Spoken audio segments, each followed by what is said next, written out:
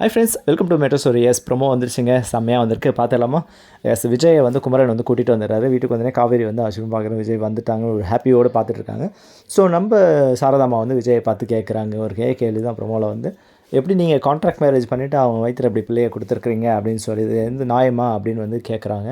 இந்த ஒரு கொஸ்டின் அவங்க ஒரு அம்மாவாக வந்து நினச்சி கேட்டிருக்காங்க. அதுக்கு வந்து விஜய் வந்து பர்ஃபெக்டாக எக்ஸ்ப்ளனேஷன் கொடுத்துக்கிறாரு இல்லையா? ஸோ நானும் காவேரி மனசார ஹஸ்பண்ட் ஒய்ஃபாக வாழ்ந்த பிறகு தான் அவருடைய வயிற்றில் வந்து குழந்தைய உருவாச்சு அப்படின்னு சொல்கிறாங்க. ஸோ அந்த நேரத்தில் நம்மளுடைய மேடம் ரியாக்ஷன் இந்த மாதிரி தான். ஸோ இந்த கான்வர்சேஷன்லாம் பேசிகிட்டு இருக்கும்போது இன்னும் நிறைய கான்வர்சேஷன்லாம் பேசி முடிச்சுட்டு போதும் எங்களை விட்டுருங்க அப்படின்ற மாதிரி ஒரு மாதிரி பேச ஆரம்பிச்சிட்டாங்க சாரதாம்மா. ஸோ அந்த நேரத்தில் என்ன தான் நடக்குது, உங்களை என்னை சுற்றி என்ன நடக்குது, என்ன தான் இந்த கரெக்டாக பேசுங்க அப்படின்றாங்க.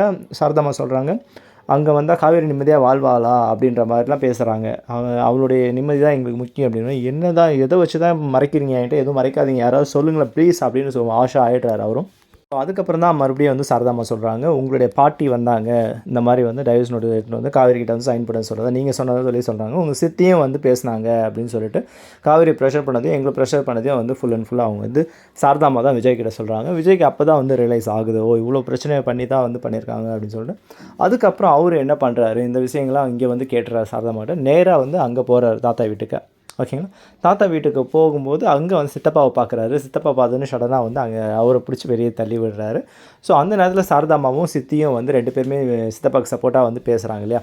பேசும்போது என்ன, அவங்க பாட்டியை பார்த்து விஜய் கேட்குறாரு, எந்த ஒரு இதில் வந்து நீங்கள் வந்து காவேரி கிட்ட ப்ரெஷரை போட்டு டைவர்ஸ் நோட்டில் கையெழுத்து வாங்கிட்டா நான் ஒத்துப்பனா அப்படின்ற மாதிரி பாட்டியை பார்த்து ஒரு கொஷினை வைக்கிறாரு. ஸோ ப்ரொமோ வந்து இன்றைக்கி அதோட வந்து இப்போ ப்ரொமோ முடிஞ்சது. ஸோ இது வந்து சீரியலில் பார்க்கும்போது இன்னும் செம்மையாக சீன்ஸ் எல்லாமே செம்மையாக வரும்னு நினைக்கிறேன். இன்றைக்கி இந்த ப்ரொமோ வந்து ட்ரெண்டிங் கண்டிப்பாக வந்துடும்னுங்க. பிகாஸ் சான்ஸே இல்லை, சீன்ஸ் எல்லாமே பயங்கர மேக்கிங் கொடுத்துருக்காங்க. பார்ப்போம், அவர் வந்து அந்த பாட்டி தாத்தெல்லாம் பேசிட்டு எப்படி அகெயின் அந்த டேரக்டர் போட்ட போஸ்ட்லேருந்து எப்படி வராருன்றதை அப்கமிங்கில் என்ன வீடியோ போடுறேன். நம்மளுடைய மெட்ரோ ஸ்டோரி சப்ஸ்கிரைப் பண்ணி, ஷேர் பண்ணி, லைக் பண்ணி, கமெண்ட் பண்ணுங்கள். தேங்க்யூ.